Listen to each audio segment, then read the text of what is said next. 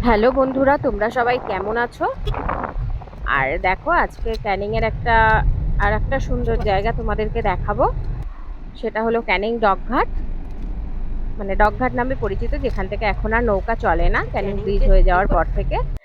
কিন্তু জায়গাটা খুব সুন্দর, চলো সেটা দেখে আসি। আর দেখো, এখানে এসে দেখলাম একটা সুন্দর বড় নৌকা বানানো হচ্ছে, দেখে তো খুব ভালোও লাগলো। যাই হোক, একটা নতুন জিনিস দেখলাম।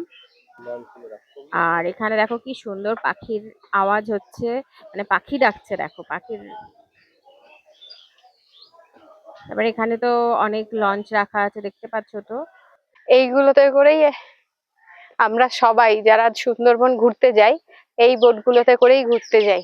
এটাতে এখন পুরো অক্সিজেন, গরম, এই সময় ওখানে কেউ যায় না, আবার বর্ষা আসছে সামনে, তো এখন এগুলো এখানে রাখা আছে, সব লাইন দিয়ে চারিদিকে রাখা নৌকাগুলো। আবার যখন তোমরা যাবে ঘুরতে, বা আমি যাব সুন্দরবন শীতকাল আসলেই, তখন এই বোটগুলোতে করেই যাব। এই যে এমভি মা, এই যে আমি এখন যেখান থেকে হেঁটে যাচ্ছি, এটা কিন্তু নদীই ছিল। এই নদীতে আমি ছোটবেলায় গেছি, সেটা একদম পুরো মাটি, তার উপর দিয়ে এখন হেঁটে যাচ্ছি। আর নদীটা দেখো, এখন এটাই মনে হচ্ছে সেই নদীটা। তাও মনে হয় এখন জোয়ার বলে এতটা জল না, এইটুকু সরু নদী ছিল না, ওই ওপারে মনে হয় আবার জল আছে। মাঝখানে পুরো চর পড়ে ওরকম বড় গাছ হয়ে গেছে নদীর মাঝখানে। দেখো কি দারুণ একটা জায়গা, খুব ভালো লাগছে। আজকে আমার ভালো লাগার শেষ নেই, প্রচুর ভালো লাগা। বোটটা দেখো, এটা দেখো ক্যানিং ব্রিজ। ওই যে ব্রিজ, এখন এটা আগে নদীর ঘাট ছিল, সাইড থেকে ওখান থেকে এখন ব্রিজ বানিয়েছে। আর নদীর মাঝখানটা দেখো, মাঝখানের গাছগুলো দেখো, এটা কিন্তু নদীর মাঝখানে পুরো, মাঝখানে পুরো এরকম চড়া পড়ে এরকম গাছ ভরে গেছে।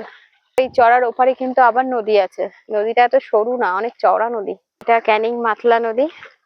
এটা পুরো জোয়ারের সময় মাতাল হয়ে যেত আগে, আর ভাটার সময় পুরো এরকম মাটি থাকতো, লোকেরা হেঁটে হেঁটে পার হতো। এটাই এর বিশেষ মানে বৈশিষ্ট্য। এখান থেকে নৌকা করে একটু ঘোরাও যায়, ইচ্ছা তো করছে, কিন্তু কি করবো বলো, এখন দুপুরবেলা আর যাব না। দেখো এখানে নৌকাগুলো রাখা আছে, মানে আছে নৌকাগুলো, এরা এদিকে আশেপাশটা পুরোটা ঘুরিয়ে দেখায়। মানে তুমি ওই সাইডের জঙ্গলগুলো, ওদিকেও অনেক জঙ্গল মতো গাছ ভর্তি জায়গা আছে। ওদিকে ওই যে ব্রিজ আছে, যে ক্যানিং ব্রিজ, ওটা পেরিয়ে ওপাশ থেকেও ঘোরাবে পুরোটাই। আমি কথাও বলেছি, মোটামুটি রেট বলছে 500 টাকা। তারপরে তো আছে নিজেদের বার্গেনিং এর উপরে, আমি আর কথা বলিনি, কারণ এখন তো আমি আর যাবো না। আজকের মতো এখানেই শেষ করলাম, টাটা। সবাই ভালো থাকবেন, সুস্থ থাকবেন।